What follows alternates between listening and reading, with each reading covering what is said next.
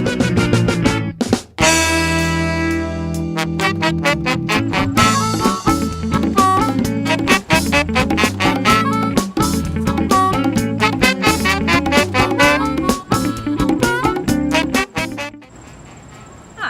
I'm Jamie.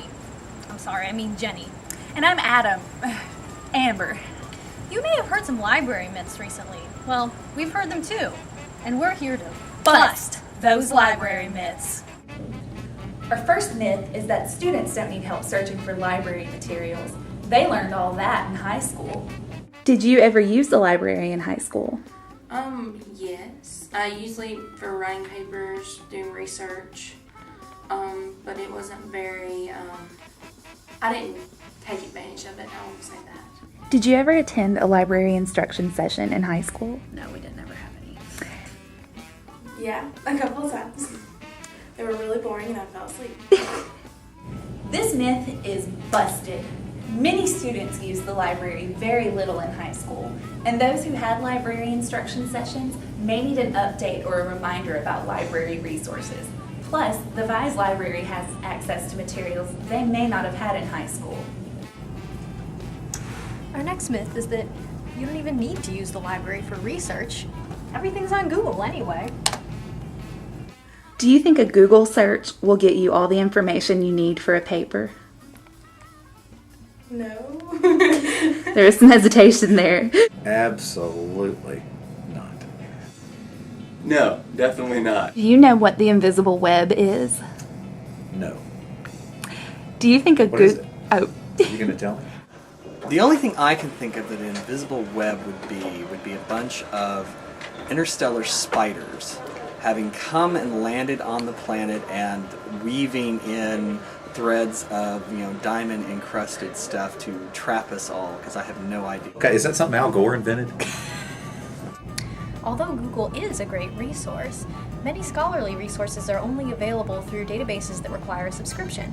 This is what we call the invisible web. Also, professors and students agree that a simple Google search and a few articles off Wikipedia is not substantial enough for an in-depth research paper. Our next myth is that no one reads books anymore. Do you like to read? I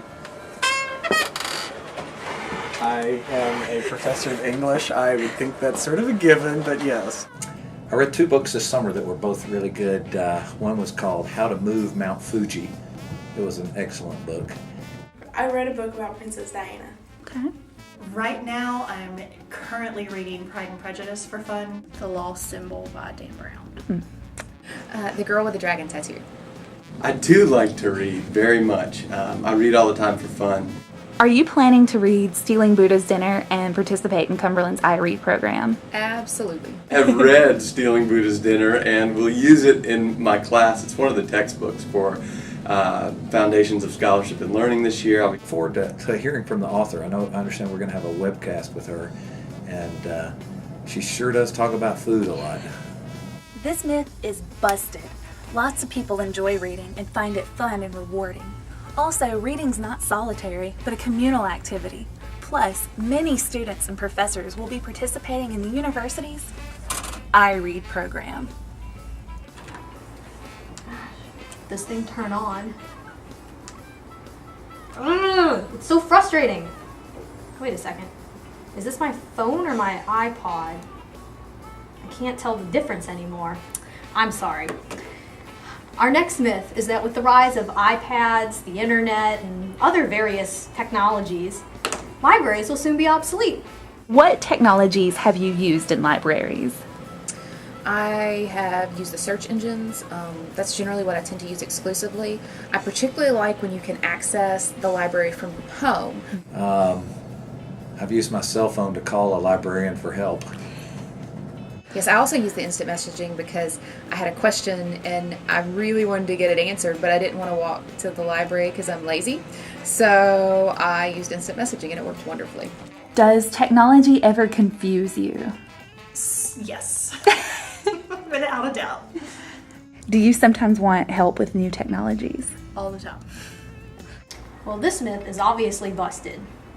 Because new technologies, which are sometimes difficult to keep up with or confusing, actually actually often draw people into the library. It's the library's job to keep up with these technologies and to provide help to patrons who are interested in learning about them. And also, not everyone owns a computer at home or has access to things like Photoshop and Excel, and the libraries can provide these programs for free. Our next myth is that libraries are boring and librarians are mean. Do you think the librarians at Cumberland are mean, and do they shush you? Absolutely. I mean, every time I go in the library, they're yelling at me, and I just can't get anything done. I expect to be shushed once or twice this semester. They need to be shushing other people more. Tell us about something fun you did at a library. Every single person grabbed all their books and we sat in the middle of the library, quite literally moved desks, and we all laid down and just spread out our stuff, and it was so fun. Finding reference materials, that was fun. When I was an undergraduate student, rode my motorcycle up on the roof of the library. Does that count? This myth is busted. The library is not all work and no play. Plus, the librarians are some of the nicest around. The library is involved with campus-wide activities and provides entertainment as well as scholarly resources. Our final myth is that the library is not just for students, but for faculty members and educators as well. We have a great library staff. We have great library resources, particularly nowadays that we can access those resources remotely from our own offices or from off campus. The library resources are just tremendous. Anytime I really have a research question, I go to the library first. I think just last week I was socializing at the front desk, and one of the librarians went to go and came back with a book for me. This myth is actually true. The Vise Library, and libraries in general, are great places for professors and provide resources for teaching as well as research. The librarians are here to help faculty and staff members, as well as students. We look forward to working with you during the 2010 academic year.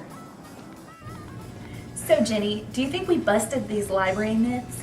Well, Amber, I think they're about as dead as a misshelved monograph on 17th century Swedish economics. Well, maybe now students and professors and staff can all come together and use our library resources.